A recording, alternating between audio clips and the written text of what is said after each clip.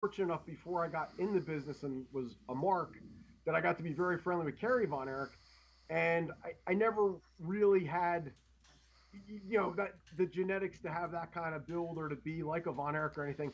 But a lot of people don't ever pick up on it that the Jersey Hurricane name is actually a tip of the hat to the lyric from the song "Heaven Need a Champion," the Texas Tornado, Tornado from the Texas Plains, and Kerry's gimmick in WWF, and huge fan of Bruiser Brody, but again, not having the size to do that type of gimmick. But pretty much it's kind of the way I am. Like like I said to you, like if I like somebody, I'm loyal to them. I'm loyal to them, and pretty much it's kind of funny because people always accuse me and they're like, "Wow, is he drunk when he posts this stuff?" And then my brother will tell you, he's like, "No, it's just how he acts." Which we're very much like a yin and a yang. He's the laid back one. He keeps me calm.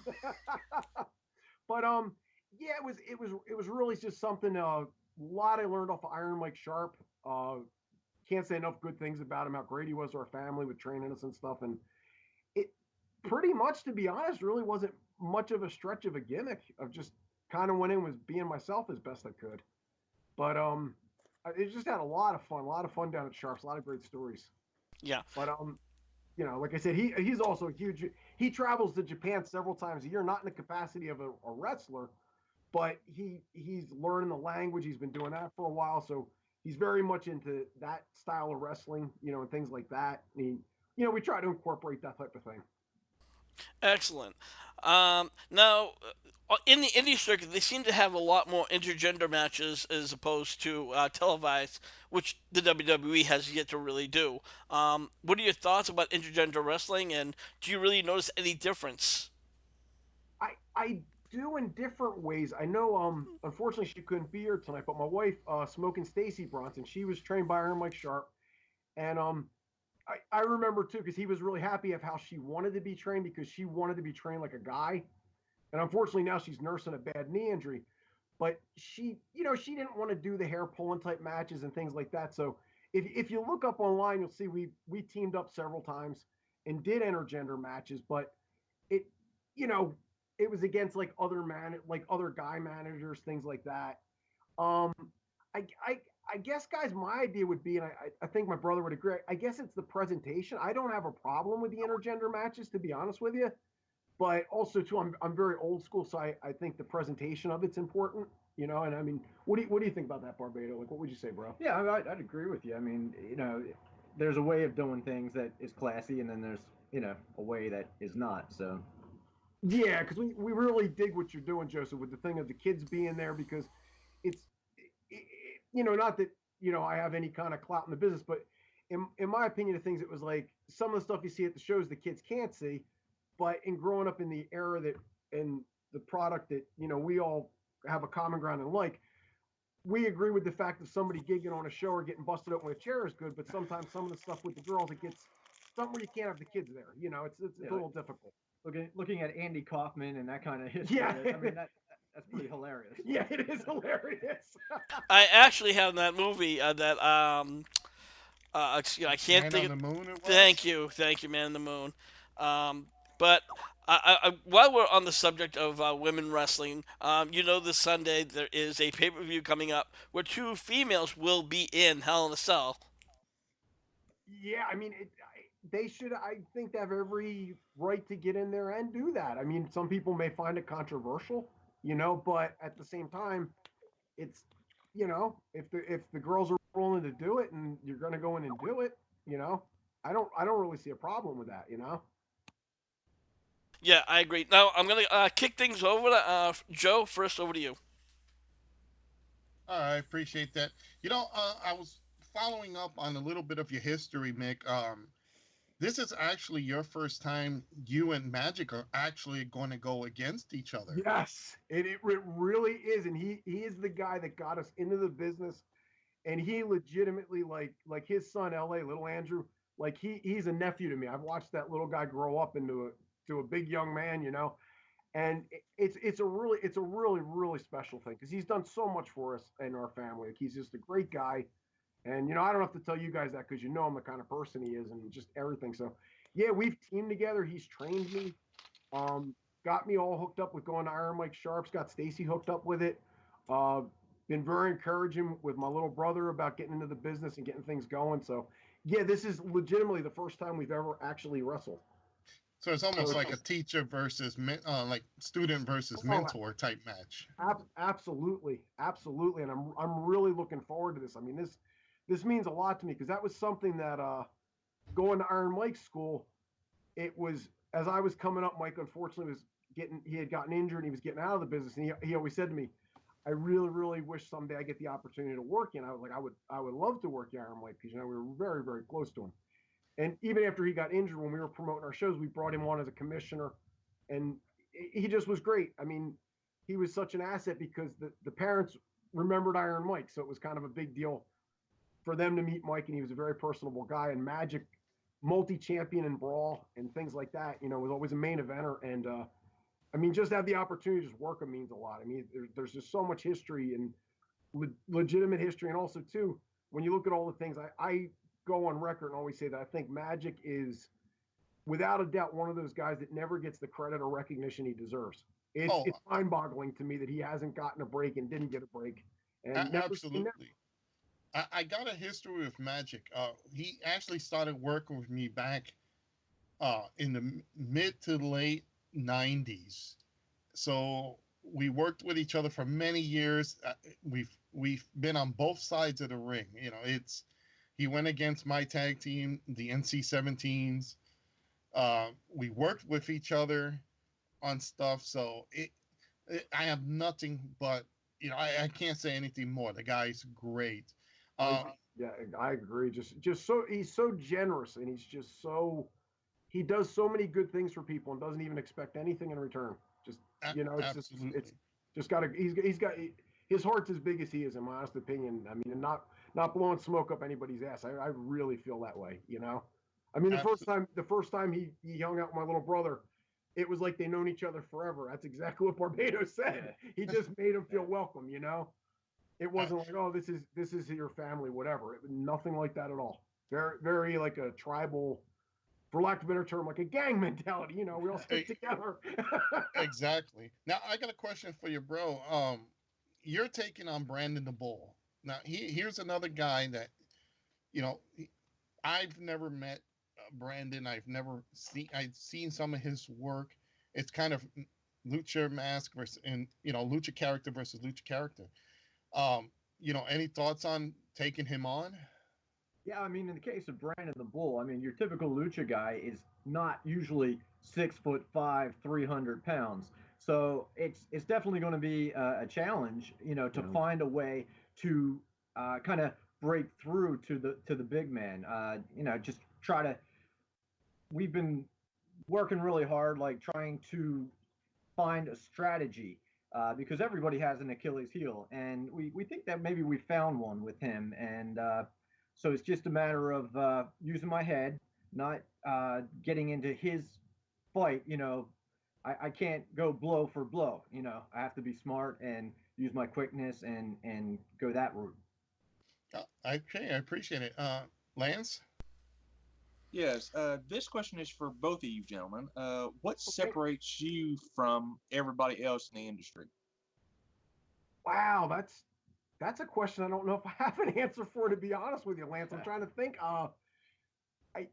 I guess the thing about it is, I think pretty much where, like what I was saying earlier, like as far as like with a gimmick, it's like we pretty much are what we say we are. And I guess in a way too, that there's never been a competitor or competitiveness against us, like against each other. And that's really rare, I think, in families, friendships, anything. I mean, for me to sit here and say that, he's not only my family, but he's my best pal. And we've never, since we were kids, ever had a falling out, a dispute about anything.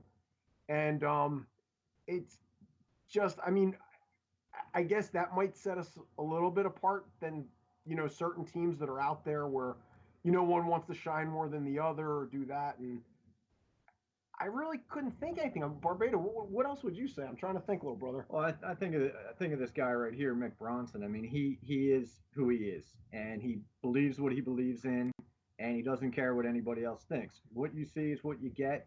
If he's just a straight shooter all the way, and not a sellout in any way. No, I appreciate that, little brother. I do appreciate that. And yeah, I'm trying to think. I guess too that maybe another thing that might set us apart is that we'll spend hours watching Billy Robinson matches. Old school. Old school stuff. Old like, school. like a lot of times with a lot of the younger kids that'll come over to our family's place and train with us, and we don't ever bullshit them and say we made up these moves, but we do spots that are so like not used anymore that they're almost new again. And these younger kids, they were like, wow, you made that up. And we're like, no, not at all.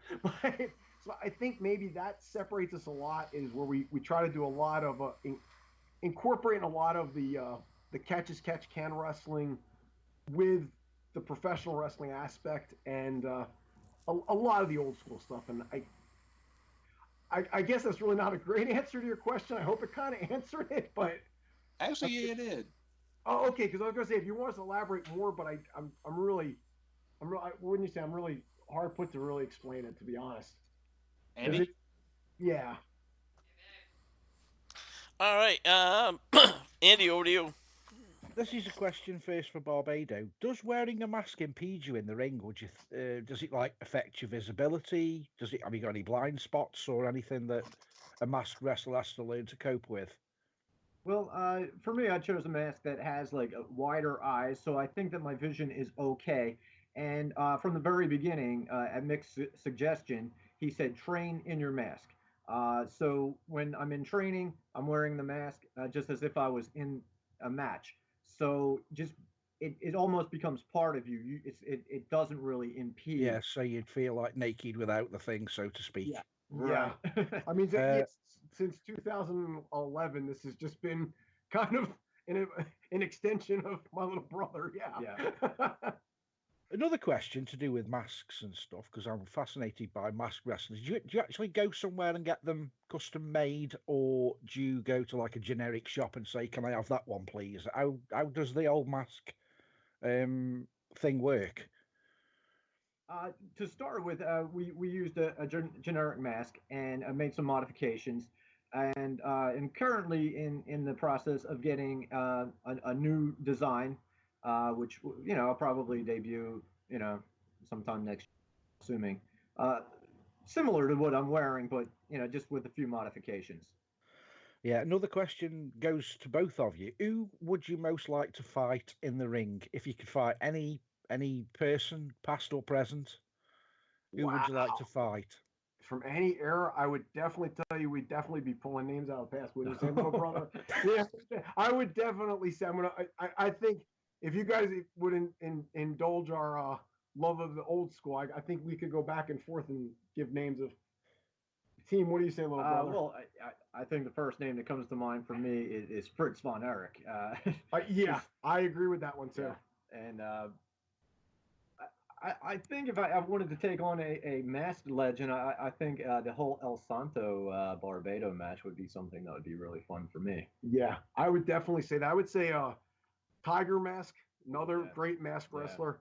Satoru Sayama is just amazing, and I think all the Tiger Masks were good in their own way. Of course, he was the original, but I mean, if you were to ask me, the opportunity to work Chris and Gino, the dynamic duo, any version of the Fabulous Freebirds, any version of the Von Erich brothers, we would get butchered and killed, but I would love the opportunity if we could have said we would have worked Bruiser Brody and Stan Hansen. Wow. Yeah, I don't think the match would last very long, but it would be a great honor to work them. But trying to think, you think we missed anybody, brother? Well, I'm surprised you guys didn't bring up Jushin Thunder Liger. Oh, you know what? You got one that we did miss. Yeah, Jushin Thunder Liger is amazing. Amazing work. Somebody I'd like to work. Another, speaking of Japanese talent, Antonio Inoki is somebody that I think would be just a huge honor to wrestle him. And I actually remember at the time when I'd broken in the business in early '96 and I didn't have my first pro debut match, Inoki was still active. And that was always a dream. But long term, that's actually something my brother and I have talked about, because he goes to Japan sometimes a month at a clip and things like that. And that's that's something, a dream of ours that we would legitimately like to try to actually work in Japan. You know, hopefully down the road that could be something that's in the cards. Fortunately, with his friendships there and his ability to have an understanding of the language, I think it could be a possibility. You know, but I agree with you. Yeah, Jushin Liger's great. I'm trying to think another Muda. I'm trying to think. Some and probably some of the other. I'm trying to think some of the other old timers too that like Nature Boy Buddy Rogers. That would be a great match. You know, to say you're in. But wow, guys, I'm really trying to think. Did we miss anybody, Barbado? I'm sure you know what you could probably have this podcast go for like the Lord of the Rings trilogy with everyone we'd like to work. But you start to see a reoccurring theme with our family is a lot of these are names from the past. You know, not that we have any disrespect for the new guys that are out there or the talent that's out there now. It's just we're just such a huge fan of that, and it's really what motivated us to become involved in it. And it's I would say the old school, you know. Yeah, you've both mentioned the Von Erichs. Apart from the Von Erichs, what got you interested in wrestling, and at what sort of age did you decide that's what I want to do? I'll have Barbado. I would say it is based around the Von Erichs, and I would have Barbado, my little brother, answer this one about.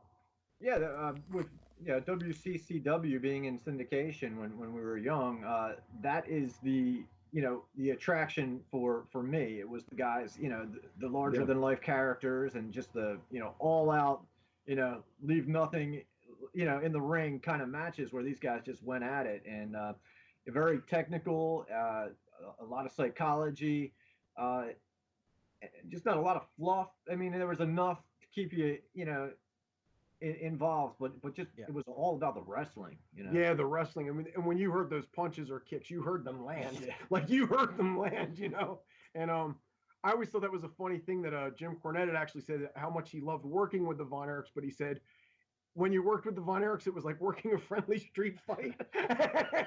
I thought that was kind of a cool way to explain it, to really keep the fans, into it. But it was funny when we were kids because he was a huge Freebird fan.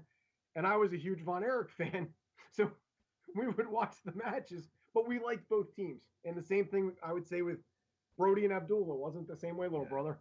Yeah. We're sitting in a room right now. And we actually have a custom Bruiser Brody next to a Remco Abdullah from back when we were kids. Like we still have our action figures, but yeah. With the fork. Oh yeah. We were so crazy that like even as marks, like when Abdullah would do shows locally. And we were teenagers. We were insane. We would stand in his way, and like we were so. I wouldn't say out of touch with reality. Maybe more in touch with the business, though. That if we had gotten gigged or stuck in the head with a fork, we would have been happy. Like we were there the night. He'll tell you that story about with Abdullah. Oh man, yeah, Abdullah. Yeah, you tell the story. A Buddha sink. Something went wrong in there, and Abdullah got lit on fire, and. He'll tell you, I mean, it was, God rest his soul, it was John Rickner before he became Balls Mahoney. He was doing some Buddha Singh gimmick. And once that fireball went wrong, a switch went off on Abdullah. And he threw poor John Rickner in the doors head first that were locked. And me and him not realizing the seriousness of the situation, we're right in the middle of it past security. So, we're a little goofy. It was a small building. You could smell the burning flesh throughout. It was nasty. And we went home from that, and I was like, little brother, we've got to be wrestlers one day, where most people would say, what's wrong with you? So I saw Abdullah a couple of years later. I said, Abdullah, I was there the night you got burned. And he gave me this crazy stare. And I'm like, oh, man, did I say something wrong? And he just stares at me. Do you want to see the scar? Yeah, I'd like to see the scar. Hey, just as long as he doesn't try to show you anything else, I'm sure you guys will be all right. Yeah, exactly. Nothing else, just the scar. You leave Abby alone. Yeah, just like, no. But yeah, I mean that's been a very cool thing too. Is like, and I'm sure as you guys know, and Joseph and I were talking about that with his friendship with the late great Eddie Gilbert and stuff. It's a very nice thing for us when we get involved with these shows and you get to have friendships with these guys and you get to know them on a personal level. I think that's one of the coolest things about like where you're in the industry where, you know, some of the shows that I've been on where I'm an opening match guy and, you know, nobody paid to come see me, you know, but, you know, I remember my first show was like Jimmy Snookin, Bam Bam Bigelow, Nikolai Volkov. Iron Mike got me on the card, and it was the only time Iron Mike ever got a victory over Superfly. So it was a lucky night for us both.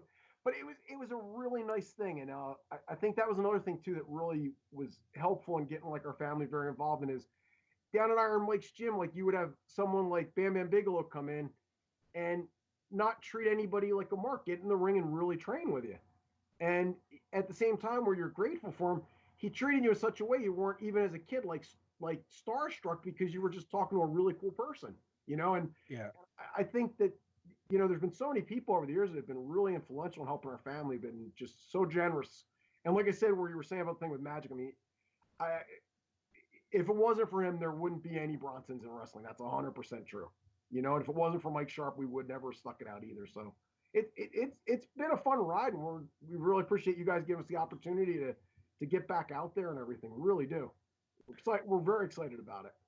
do you think that the wrestling gimmick has been a bit watered down since people like now we've got like NXT and everyone seems to be coming out of the Vince's way of wrestling? Do you think the old school character type wrestling's gone? Because I personally think that's what's lacking.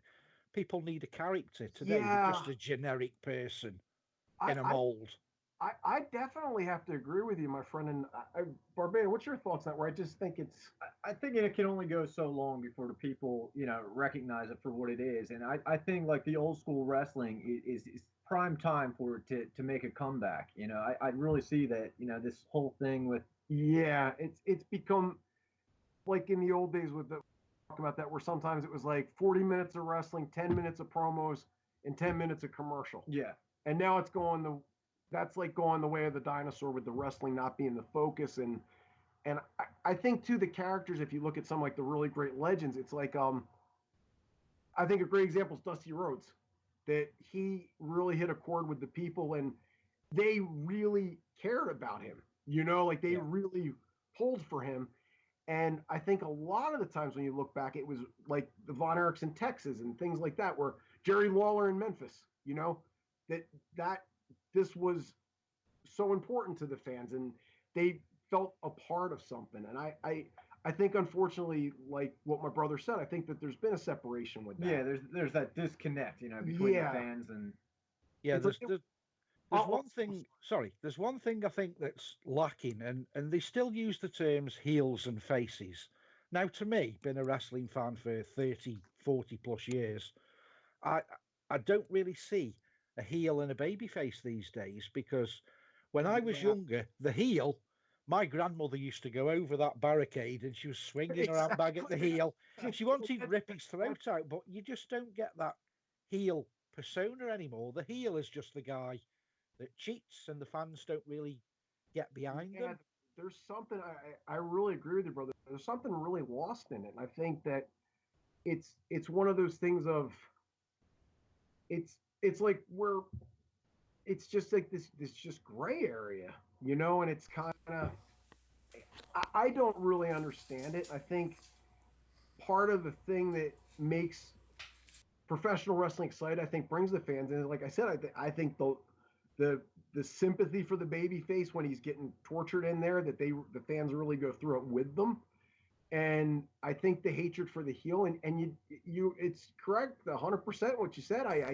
You don't see the fans as passionate about it anymore. Well, And if I may interject, Yeah.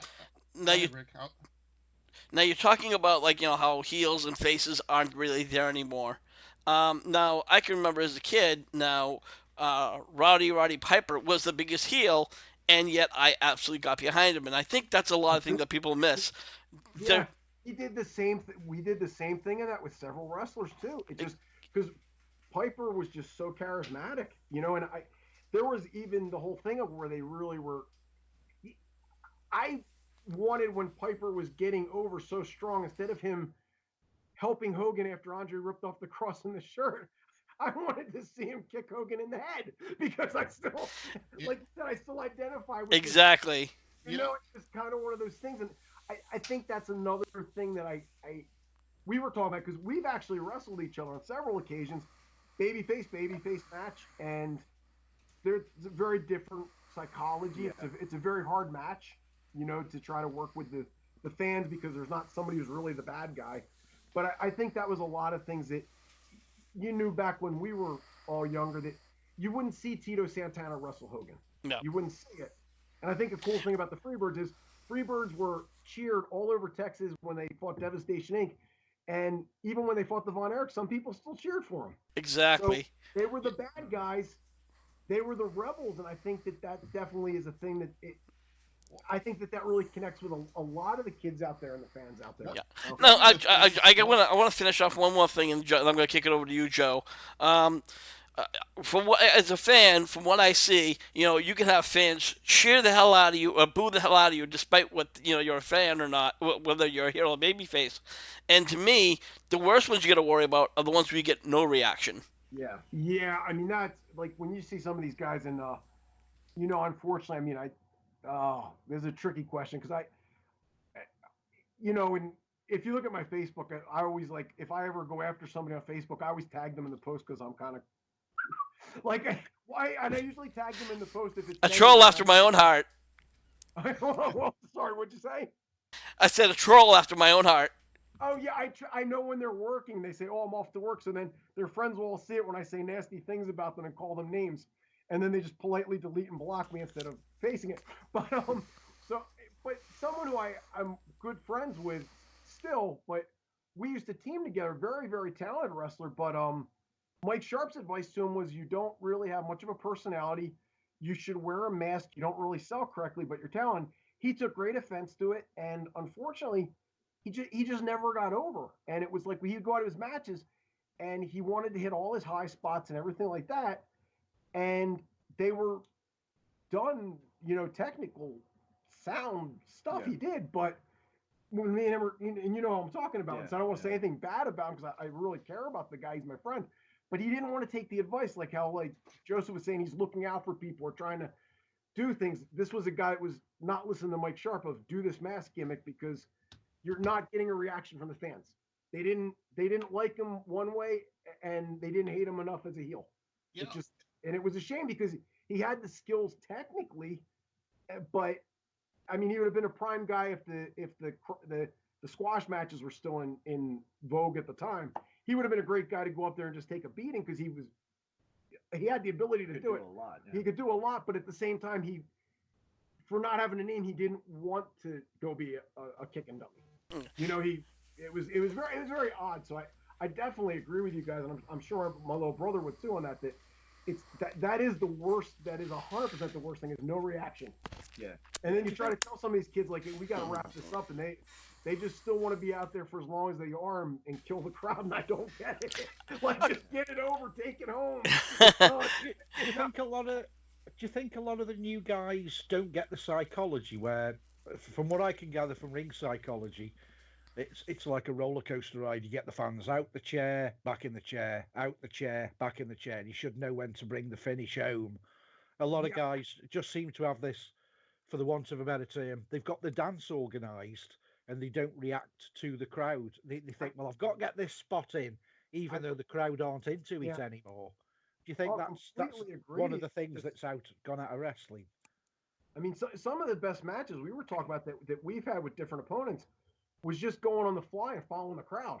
Yeah. And it was I guess we're going back a few years ago, but he worked Big Tony Moose, my little brother, and we had worked each other earlier in the card, and he had went over, and I gave him the big hug, congratulate him. Here's the American Heavyweight title. The Gas House Gang comes down and instigates, and he said, instead of making you guys come back next month, I'll face you tonight. So the crowd had already really connected with him, and him and Tony Moose, like, they just went off and played off the crowd, and they got a really good reaction. I mean, it was, of course, obviously we were fortunate with a lot of kids there, but when you said they played to what the fans wanted. And when they saw that he was getting injured, the sympathy went to him, and he didn't, try to, I need to do my spot, this, that, and the other thing. One of the things I gotta say that is missing in wrestling, as Andy said, the psychology. But when I was growing up, I grew up again old school, and I got into wrestling in the '80s, early '80s. My thing is seeing Ricky Morton get beaten the hell out of by the Andersons or the Russians, Absolutely. and he's trying to make that babyface tag, and all you hear is the fans goes, "Go Ricky, go, go!" Exactly. And the fans were popping when he does that hot tag.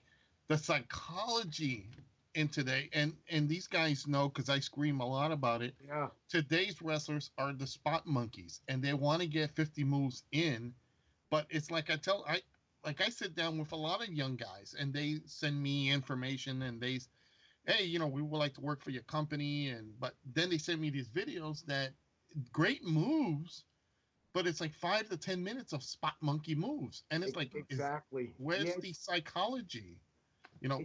How do you get the fans attracted to you? Moves are great, don't get me wrong, but the psychology is not there. Rick, do we have a few more minutes? We have about another minute, and then we're going to wrap things up. Okay. Real quick, when it comes to kayfabe, I definitely enforce that with our company. We've been doing kayfabe since the mid '90s. So I'm gonna make this real quick.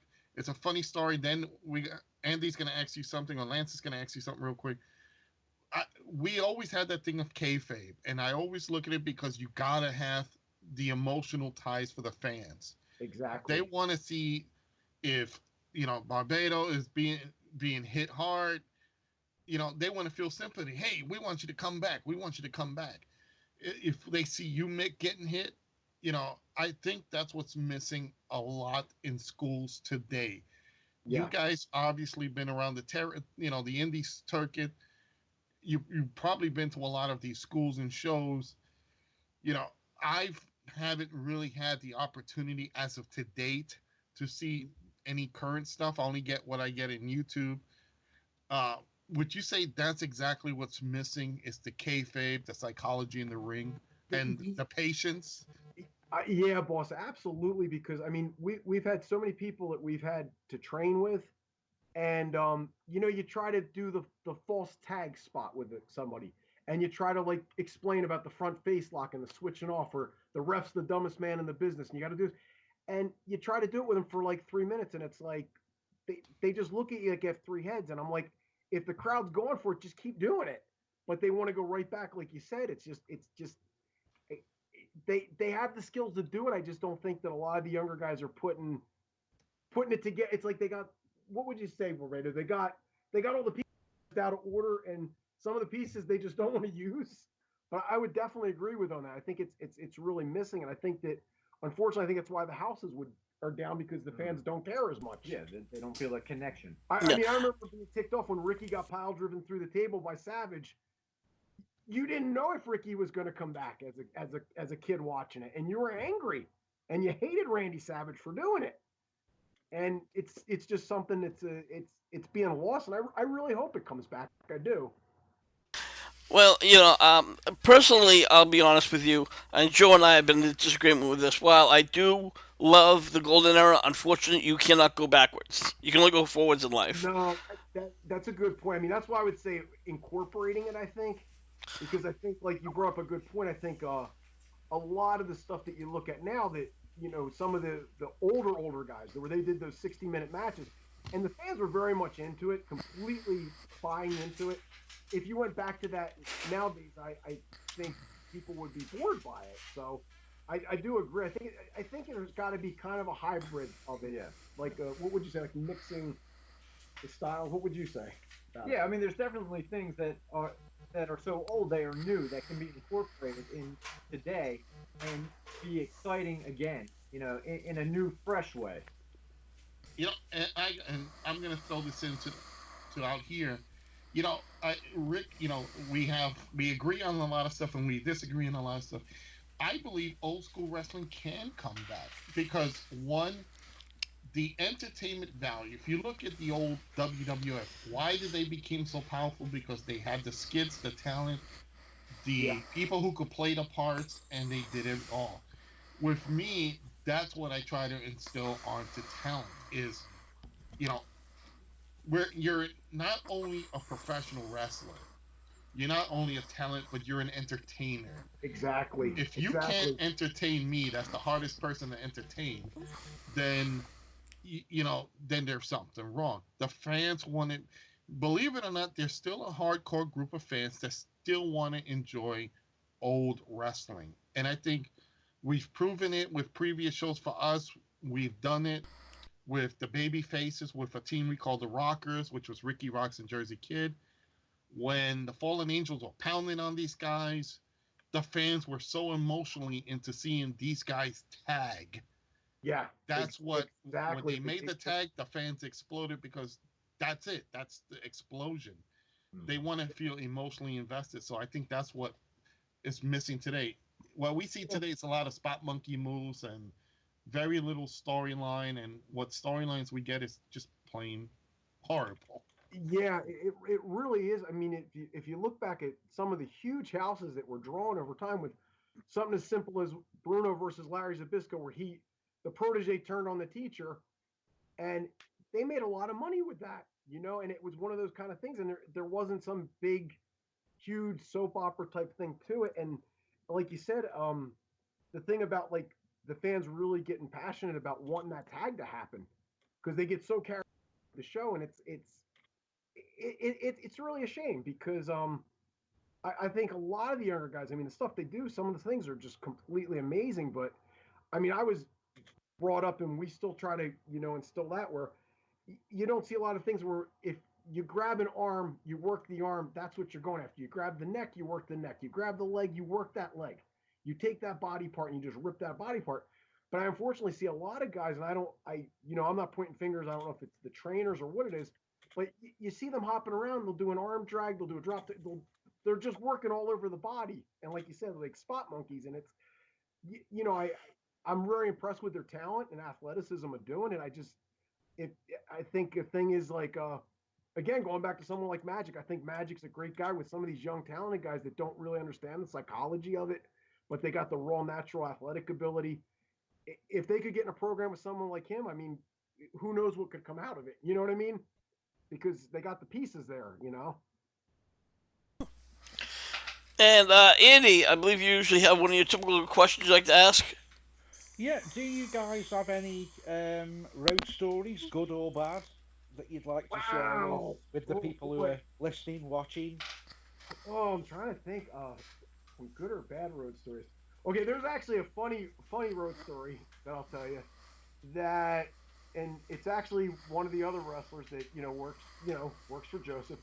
Um, we were coming back from a show in Jersey All Pro, and my wife was driving the car, and I was up in the passenger seat, and we had our friend Danny Eagle in the back, and he had been training, but he had never really got into actually becoming a professional. Well, we looked over in the car next to us, and there was a Section 8, Big Daddy Bad, and Slayer. And I'm trying to keep this as PG as possible.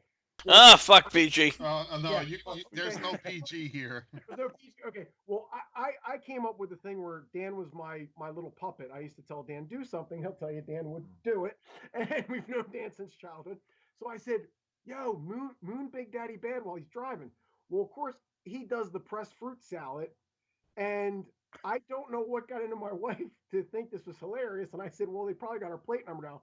But as we're pulling up, Big Daddy Bad, unfortunately, almost lost control of the car. Slayer's hysterical, hitting Big Daddy Bad in the back of the head while he's driving. Look over here, and there's the pressed fruit salad. And then as we keep driving, there's an older couple in front of them. So coming back from Jersey that night, I think we probably got about maybe 8 or 9 people. No, this was before cell phones were in vogue, so nobody called the cops on us. But the worst part of the story is the next day going to the gym is when I looked at the interior of the window, he had left the shroud of Turin of his privates all over the window. So it was I had to clean that. I wasn't gonna let Stacy go. Oh. We've done stories like that. As far as uh one of the wrestlers, and he has a family now, so I won't do this to him. We told him we're going to get a promo picture of you. We were doing a show in Yardville. I said we're going to get a promo picture of you, and lacing up your boots. We're doing a feature. So he was all excited. You know, he's all marking out for himself. And one of the other wrestlers in there, who was a good friend of mine, Duke Dastardly, I said, you know, when we do this to him, somebody ought to go to like, I'm really good friends with Lupus, and he would go get that inflatable doll that he brought out when he was with Raven. I said, somebody's got to get like a fake dick, and we'll put it on his shoulder while he's doing the picture. Well, Duke Dastardly said, no, screw the fake dick. When you're doing it, I'm just going to drop my junk on his shoulder. Now, unfortunately, the picture didn't turn out, but we would do things like that. There was like, unfortunately. Yeah, unfortunately, yeah. All it was a blur. It was Battleship running for his life as he was, you know, about to be have a nice picture that, you know, would do that. And that's another, I'd say, bad road stories that, you know, our older cousin had taught us of. And of course, Barbado wouldn't do something like this.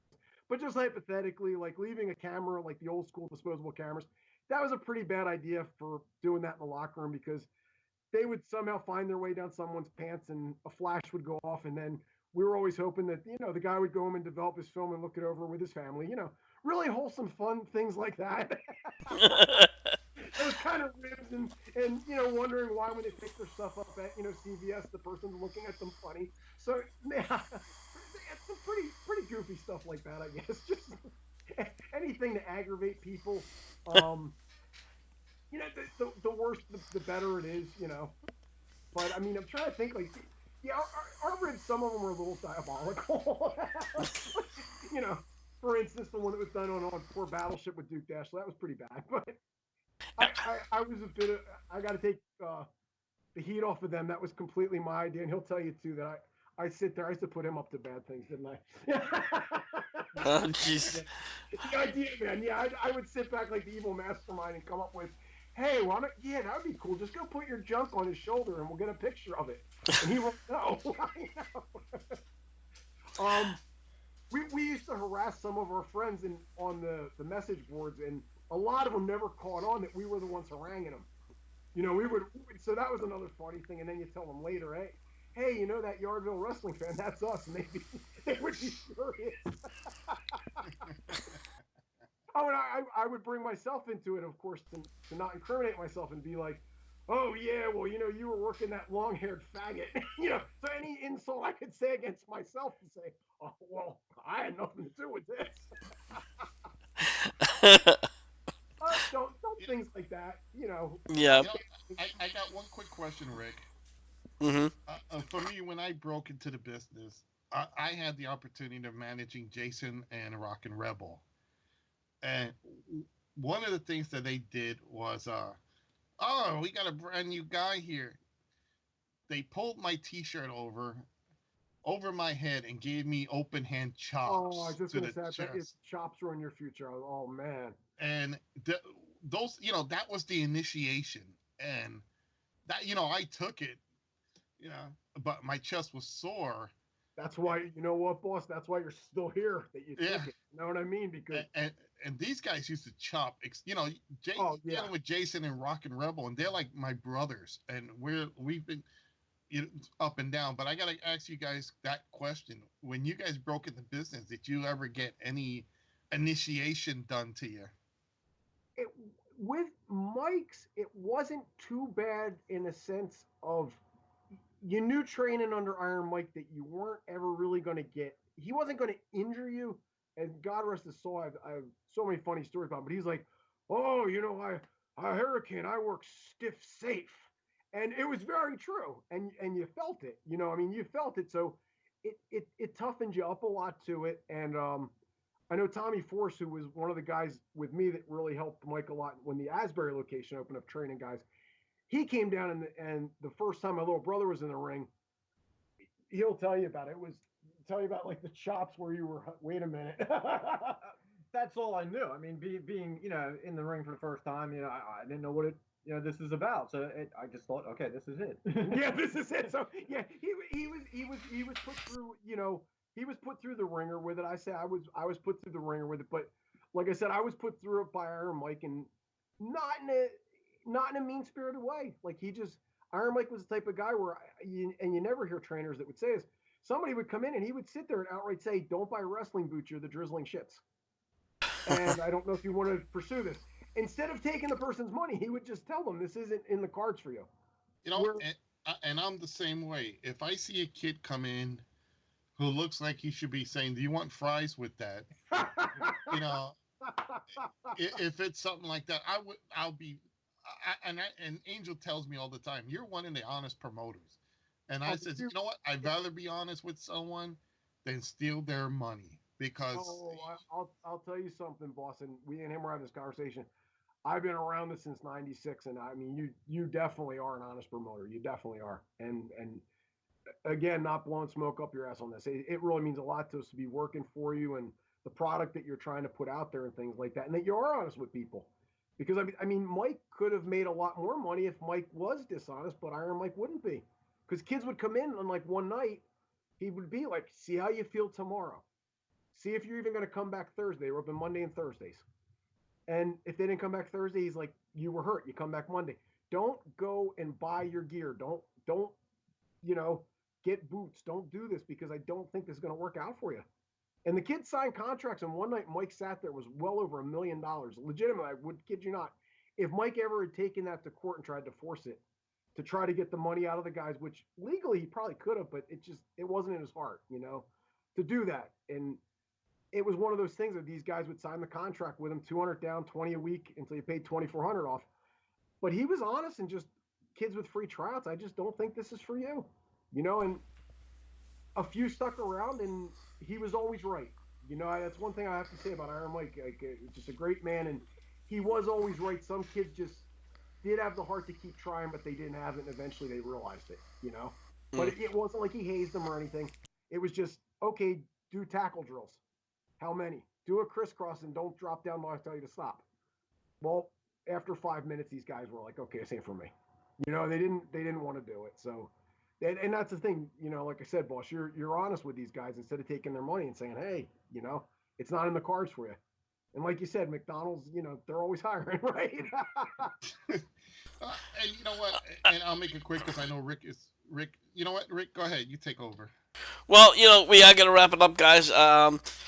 Barbado and Mick Bronson, it's an honor to have you guys on here. It's an honor for us. Thank you so much. Yep. Thank you for doing it for our family. No problem. And you guys will be a part of Halloween Horror, which is this Saturday, folks. And that's October 29th at the Booton Elks Lodge in Booton, New Jersey. I am your hardcore host, and I want to thank the hardcore crew. First, he's the son of a bitch, Andy. Andy, you are a true life investigator. Tell everybody about it. Yeah, if you're interested in the paranormal industry, which is nothing at all to do with wrestling, but it's another hobby of mine, you can catch all the latest news at www.stokehaunted.com. And as I say, we voted #1 in the UK, so it's 5 minutes past 2 in the morning, so I must be a dedicated wrestling fan to stay up this late.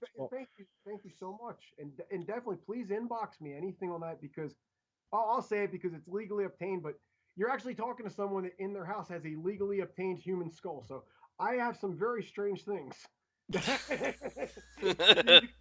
And you can get that at, by the way, I'll give them a plug because they're nice people, but boneroom.com in California. New Jersey is a state where you can legally own it. But when someone says, why do you have a human skull in your house? And I said, I don't know. Why don't you? Well, I've promised Joe if he comes over to the UK with his wrestling guys, then you're more than welcome to come on an investigation if you come over to the UK. I'll promise you that. We would be honored. Thank you so much. We really would be honored. And just before I go, I'd like to wish you all the best on Saturday and for the future. And I think I can say from the rest of the team, we'd like to invite you back on after the Halloween Horror to give us your thoughts on the night and how things went. And we'd be happy to do it. Great. Very happy to do it. They'll say that Joey Knight, man, he sucks. No. See, we say it. We just don't say it to his face. We just, get offline, and that's when we say it. So, No, we're goofy because then we would. He wouldn't. Then I would tag you in it if I didn't like it. Like I said, I mean, Barbado doesn't drink all, but I like my beer now and then, and that's when I'm like, if I'm drinking, I'm not online insulting people. It's when I'm not drinking, I'm probably online insulting people. It's all right with me. I'm usually have to smoke a joint before I start insulting people. You have to have a double when you're watching TNA. Oh, Jesus. I I don't usually need anything when I start insulting people. I just go for it. Well, when it comes to watching TNA, I don't need somebody to watch me. Well, okay, unless it was a psychiatrist, I feel like jumping off the building, but that's beside the point. Joe, again, Halloween Horror is coming up. Where else can people find you? Well, fans can follow me on Facebook at facebook.com Joseph Knight Manager, or Joseph Knight CWA now because I fixed that. You can follow me on Twitter at JKnightCWA. You can follow me on, it's just going to be a list, boys. You can follow me on the website, actually, CWAZone.com. And you can also find me on YouTube at youtube.com, The Classic Night. I have a lot of CWA wrestling videos on there. I have a lot of gaming stuff that me and Rick do. So, yep, just follow on there. I think Lance is the only one that hasn't got his word in. Yeah, Lance. Every Wednesday night you do the hangouts. You do a lot of musical stuff, and you guys just pretty much shoot the shit. Tell everybody about it. Well, the shooting the shit, that's on Wednesday nights. It's at Lance Moss TV. No, that's Twitter. It's Lance Moss TV and Friends. I go live. I don't know who the hell's going to show up. Hell, the hardcore crew here has shown up a few times. And well, the dark shit. Well, I got a building project going on right now. Check it out. It's youtube.com/Lance Moss TV. And of course, we have Barbado and Mick Bronson, the Bronson Brothers. Do you guys have any other events that's coming up? Right now, we've been talking to some people. Nothing really in stone. A friend of ours that actually offers the opportunity to go to Gary, Indiana, and we're also looking to possibly be going down to Virginia soon. But nothing's really in cement or anything like that. But I'm trying to think of anything else. Not really at the moment. No. Okay. Which we're working on. Well, the best of luck to you. And where can fans contact you, or even bookers? You can find us on Facebook. My account name is, if you just search Jersey Hurricane Mick Bronson, I have the like page, and I also have my regular account, and we also have Stacy Stable before it just became the family involved. Was, if you look up the Storm Riders, that was that's my wife's stable of wrestlers, and Iron Mike Sharp was a part of that, and the Freak was, and Tommy Force at one time, but now it's just us at the moment. And you can find him if you just check Barbado Bronson. I don't think you'll find another one on there. I think he's got the corner of the market on that. Yeah. Well, folks, we want to thank you for listening, and please get a chance, hit that subscribe button in the upper right-hand corner, and we're always looking for those passionate wrestlers who want to come in and just shoot the shit. That's over in the group sections in Facebook under the name HWR Chat Room. I'm your hardcore host, and for the Bronson Brothers and the hardcore crew, I'm saying we'll see you when we see you.